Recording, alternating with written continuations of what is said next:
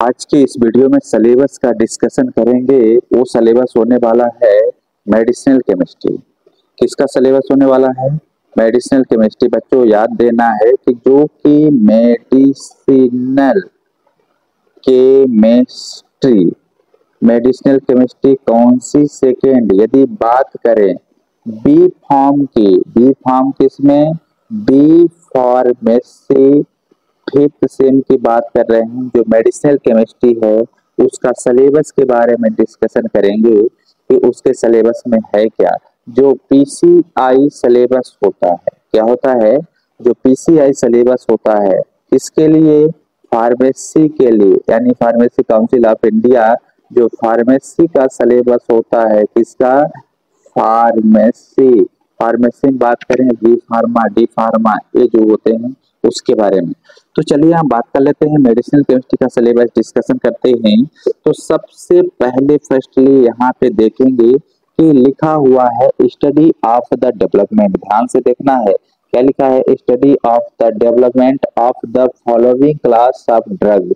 सभी की स्टडी करनी है, जितने भी डेवलपमेंट हैं वो ड्रग क्लासिफिकेशन की। जैसे बात कर लेते हैं क्लासिफिकेशन, नॉमेनक्लेचर, क्लासिफिकेशन की बात करेंगे, और साथ में क्लासिफिकेशन में जो भी ड्रग्स होंगे उनका नॉमेनक्लेचर, आयुर्वेदिक नॉमेनक्लेचर पढ़ेंगे साथ, और साथ में जो होता है मैकेनिज्म ऑफ एक्शन के बारे में देखेंगे।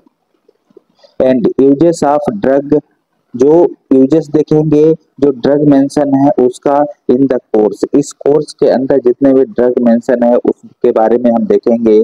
इसके बाद देखेंगे structure, activity, relationship of selective class of drug as specify in the course and synthesis of drug superscript star. यानी कहने का मतलब ये है कि स्ट्रक्चर एक्टिविटी, जो स्ट्रक्चर एक्टिविटी SAR है, हम उन्हीं ड्रग का पढ़ेंगे जो स्पेसिफिक कोर्स में है, और साथ में जिसमें स्टार लगा हुआ। क्या लगा हुआ है? जो स्टार लगा हुआ है उनकी क्या करेंगे? सिंथेसिस का अध्ययन करेंगे। तो हम यहाँ पे देखते हैं कि अध्ययन करने वाले किसका अध्ययन करने वाले हैं। सबसे पहले बात कर लेते हैं यूनिट फर्स्ट की। जो यूनिट फर्स्ट होता है उस यूनिट फर्स्ट को क्या बोलते हैं? मॉड्यूल बोलते हैं। क्या बोलते हैं? मॉड्यूल भी कहते हैं। उस मॉड्यूल में जो यूनिट फर्स्ट है उसके बारे में जानेंगे। और ये मॉड्यूल जो होता है यूनिट फर्स्ट, बात करें कि जो लेक्चर लगाए जाते हैं 10 घंटे का होता है, यानी 10 आवर का होता है, 10 आवर्स का होता है। सबसे पहले बात कर लेते हैं जो कि क्या है, हिस्टामाइनिक एजेंट। क्या है हिस्टामाइनिक एजेंट में क्या क्या पढ़ना है? सबसे पहले हिस्टामाइन पढ़ना है, हिस्टामाइन के बारे में, रिसेप्टर पढ़ना है and there distribution in the human body. जो ह्यूमन बॉडी में रिसेप्टर का डिस्ट्रीब्यूशन होता है वो कैसे होता है उसके बारे में पढ़ेंगे। ये सिलेबस डिस्कशन चल रहा है बेटा, ध्यान देना है अच्छे से।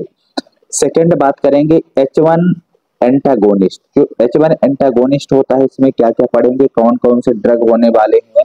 हिस्टामाइनिक एजेंट यानी समझ लेते हैं क्या होता है, एलर्जी होता है। एलर्जी से रिलेटेड जो भी होता है ये सब क्या होता है, एंटी हिस्टामाइनिक एजेंट कहलाते हैं। एलर्जी को रोकने वाले ड्रग एंटी हिस्टामाइन कहलाते हैं। अब चलिए यहाँ पे देखते हैं जो H1 एंटागोनिस्ट होता है इसमें क्या क्या पढ़ना है। डाइफेनहाइड्रामाइन पढ़ना है, हाइड्रोक्लोरिक एसिड और डाइमेनहाइड्रिनेट पढ़ना है, डॉक्सिलामाइन सेक्योक्सेनिक पढ़ना है, और सारे के बहुत सारे इसमें पढ़ना है, जैसे क्लेमेस्टिन, फ्यूमरेट, डाइफेनहाइड्रालिन, हाइड्रोक्लोरिक, हाइड्रो, यहाँ पे क्या होता है, हाइड्रोक्लोरिक होगा। यहाँ पे कुछ कारण से नहीं लिखा गया है तो ध्यान देना है क्या है, हाइड्रोक्लोरिक है। और साथ में ट्राइफेनामाइन जो है, ट्रिफेलिनामाइन हाइड्रोक्लोराइड पढ़ना है, क्लोरसाइक्लिजीन हाइड्रोक्लोराइड पढ़ना है, meclizine hydrochloride, buclizine hydrochloride, chlorpheniramine maleate and triprolidine hydrochloride, phenindamine tartrate, promethazine hydrochloride और ट्राइफेनामाइन मेप्राजीन टाइट्रेट, साइप्रोहेप्टोडीन। क्या है? साइप्रोहेप्टोडीन लिखा हुआ है और साथ में यहाँ पे हाइड्रोक्लोराइड है। एजिटिडीन मैलेट पढ़ना है और एस्टेमिजोल, लोटाडीन और साथ ही सिट्रीजिन, लीवोसिट्रीजिन, क्रोमेलैन, सोडियम भी पढ़ना है। क्या है? बाई चांस टाइपिंग मिस्टेक हो जाती है कभी कभी, तो इसमें अभी सिलेबस डिस्कशन हो रहा है, ये सिर्फ पढ़ेंगे किसमें? H1 एंटागोनिस्ट में पढ़ेंगे। H2 एंटागोनिस्ट की बात किया जाए तो इसमें क्या पढ़ेंगे? सेमेटिडिन, फेमोटिडिन, रेमोटिडिन का स्ट्रक्चर एंड यूजेस पढ़ेंगे। अब बात कर लेते हैं कि उसी में जो H1 एंटा हिस्टामिनिक एजेंट होते हैं उसी में एक है proton pump inhibitor.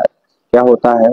Proton pump inhibitor. Proton pump inhibitor में यानी जो पेट में गैस्ट्रिस हो जाती है उसको इनहिबिट करने के लिए कौन कौन सी मेडिसिन यूज किए जाते हैं?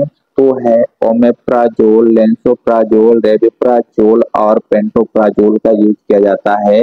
इनका स्ट्रक्चर एंड यूजेस पढ़ेंगे, ट्रीटमेंट पढ़ेंगे, कैसे यूज किया जाता है और साथ में मोड ऑफ एक्शन भी पढ़ेंगे। अब चलिए बात कर लेते हैं जो कि हिस्टामाइनिक एजेंट के बाद उसी यूनिट में है anti neoplastic agent. Anti neoplastic agent means होता है कैंसर। क्या होता है? कैंसर। एंटी नियोप्लास्टिक मीन्स क्या होता है? कैंसर होता है। ध्यान देना है, इसका दूसरा नाम क्या है? कैंसरी है। क्या है? कैंसर है। इस कैंसर में डिफरेंट टाइप एजेंट पाए जाते हैं। जैसे मान लीजिए पहला एजेंट ए होता है जिसको हम बोलते हैं एल्काइलेटिंग एजेंट। एल्काइलेटिंग एजेंट में हमें ए ड्रग देखनी है और जिसमें स्टार लगा हुआ है इसकी सिंथेसिस पढ़नी है और SCR पढ़ना है, बाकी सभी का स्ट्रक्चर पढ़ना है। अभी चलिए हम शॉर्ट में आपको समझाते हैं कि जो नियोप्लास्टिक होता है वो क्या है, कैंसर कहलाता है। इसके बारे में ज्यादा नहीं बताएंगे, जब हम सिलेबस का डिस्कशन तो कर ही रहे हैं और साथ में जब हम इसका प्रॉपरली सीक्वेंस से देखेंगे तो हम डिटेल पढ़ेंगे सभी के बारे में। अब यहाँ पे देख लेते हैं मॉड्यूल 2 के बारे में ध्यान दे लेते हैं। जो मॉड्यूल 2 है, मॉड्यूल 2 में हम एंटी एंजाइनल के बारे में पढ़ेंगे जिसमें वेसोडाइलेटर्स होता है और कैल्शियम चैनल ब्लॉकर्स होते हैं। ठीक है, एंजाइना यानी हार्ट से रिलेटेड होता है, ये पढ़ेंगे, इसके बारे में बताया जाएगा। और डाईयूरेटिक्स के बारे में पढ़ेंगे। डाईयूरेटिक्स मीन्स होता है अपना यूरिनरी सिस्टम का जो भी डाईयूरेटिक्स होता है वो सब क्या कहलाते हैं? यूरिनरी सिस्टम के रिलेटेड मेडिसिन आ जाते हैं। अब चलिए बात कर लेते हैं इसमें एंटी हाइपरटेंसिव एजेंट। साथ में एंटी हाइपरटेंशन एजेंट पढ़ेंगे जब हमारी कोई भी हाइपरटेंशन यानी ज्यादा घबराहट हो जाती है उसके बारे में देखेंगे। हाई ब्लड प्रेशर हो जाता है, हाइपरटेंशन कब होता है? जब ब्लड प्रेशर बढ़ जाता है तो हाइपरटेंशन हो जाता है। बीपी का बढ़ना हाइपरटेंशन कहलाता है। हाइपरटेंशन से रिलेटेड हम सारे ड्रगों के बारे में पढ़ेंगे, ध्यान देना है। इसके साथ ही साथ जब हम बात करते हैं मॉड्यूल 3 में, तो मॉड्यूल 3 में क्या पढ़ना होता है, यानी इसको बोल सकते हैं यूनिट 3। यूनिट 3 में हम पढ़ेंगे anti arithmetic drugs. Anti arithmetic drugs में हम पढ़ेंगे क्यूनिडिन्स, सल्फेट और इससे रिलेटेड जितने भी ड्रग है उसके बारे में पढ़ेंगे। एंटी हाइपरलिपिडेमिक एजेंट क्या है?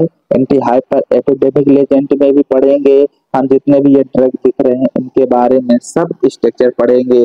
नेक्स्ट इसी में कोआगुलेंट एंड एंटी कोआगुलेंट यानी रक्त का थक्का जमना या न जमना उसको कोआगुलेंट एंटी कोआगुलेंट कहते हैं, सब हम पढ़ाएंगे। इसके बारे में एक एक चीज विस्तार से बताने वाला हूँ। अभी सिर्फ आप सिलेबस का डिस्कशन देखें, सिलेबस में क्या क्या है वो देख सकते हैं।